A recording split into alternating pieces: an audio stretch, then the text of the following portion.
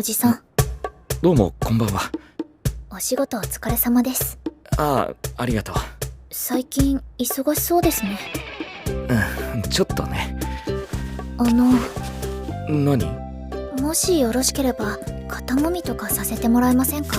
肩もみ？いつも色々と頂戴していますから、そのお礼をしたいんです。過去にも何度か受けたような提案。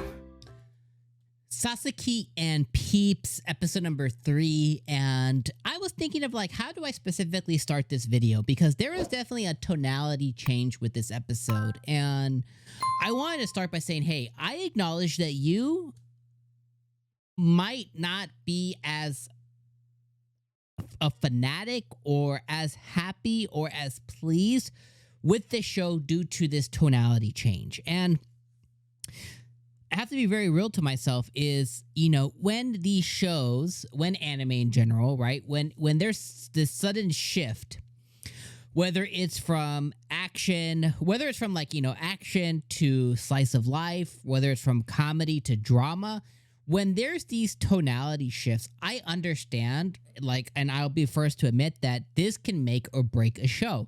And it's a period at the end, you know, it's a deliberate choice by the studio, by the writer, by the storyteller, by the director. It's a deliberate choice, and it can take you in or out of a show. So I want to acknowledge that if someone, including yourself, is watching this and you're like, yo, this episode freaking sucked. I get it. I completely get it. And I think I just want to say, like, hey, there's so much anime.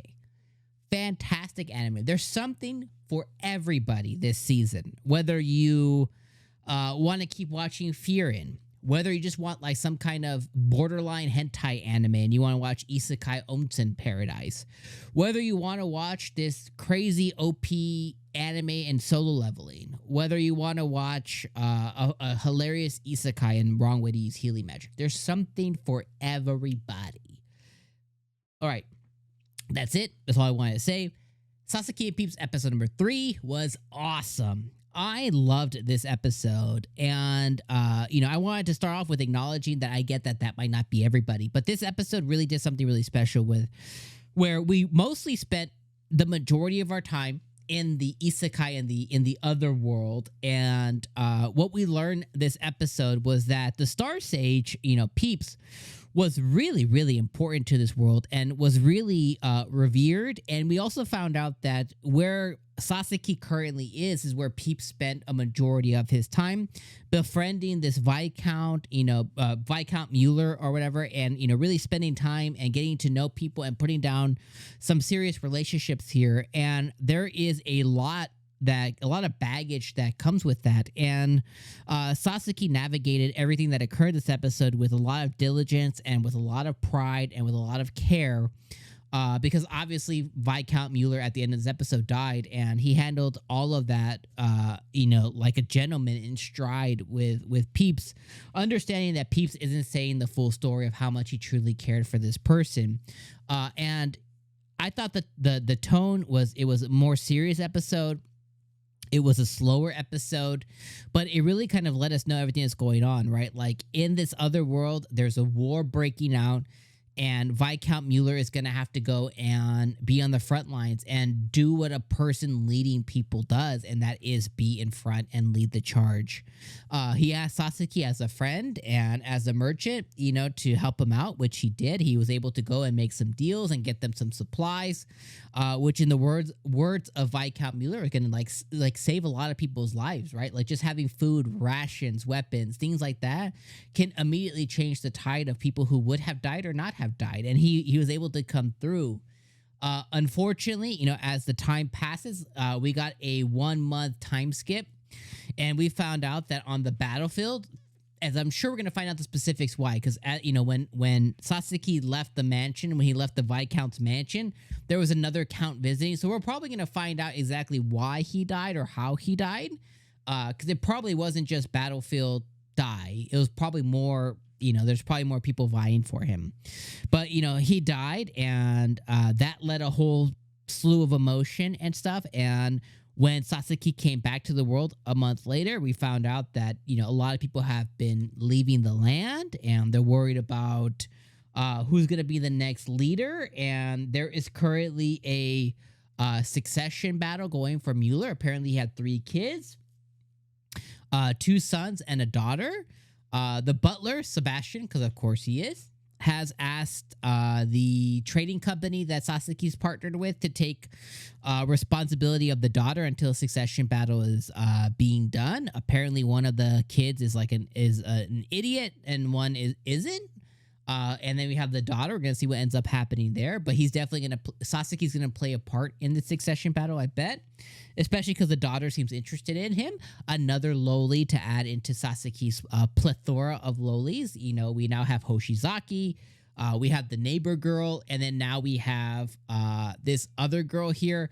And we also have the bubblegum girl at the end of last episode too, which has powers to be able to go in and out of worlds. Is that bubblegum girl this Mueller's daughter? Or who is that girl? So we have 4 lolis. This 40-year-old man can't find an of-age girl to save his life. And I find that it's so dumb, it's funny. So we have all those things that occurred and happened this episode. And then we take it back to the real world. Excuse me, guys. Allergies kicking in. We take it back to the real world, and Sasaki got promoted to a inspector or something like that. And his new position is going to have him go and recruit other sidekicks, other people in the world. He's going to have to work with Hoshizaki again. He tried not to because, homegirl's 16 years old. But he has to because he got to save his life. And there's neighbor girl as well, too, who offered him a lovely massage. He offered her treats. Eventually, she's going to break through the barrier, whether we want to or not. We know it's going to happen. It's not a if, it's a when. So excited for that to happen as well too, because it's like, okay, why are we building this lowly army? We're gonna have to see what ends up happening there. A lot of other cool little moments shared between him and Peeps, so I thought that was cool stuff. We learned more about the Star Sage, how he was viewed in the world, his powers that he had. He could single-handedly end the war if he had to. Of course, Sasaki could probably use him to do that, but it's like, well, then you're putting yourself on notice and on blast, and that's probably not the smartest thing in the world to do. So a lot of this was a lot of setup. It was slower.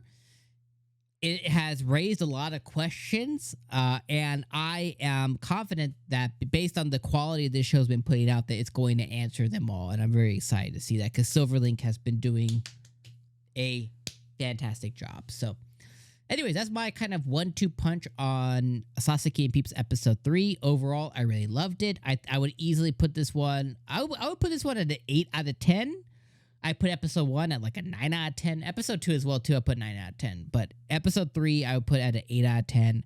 I loved what it was putting down. I think that there are some reasons to not have enjoyed this episode as much as the past 2 episodes. I will acknowledge that, but I still think it was very, very good. So anyways, let me know what you guys thought about episode 3 in the comments below, and I'll see you guys next week, my friends. Peace out.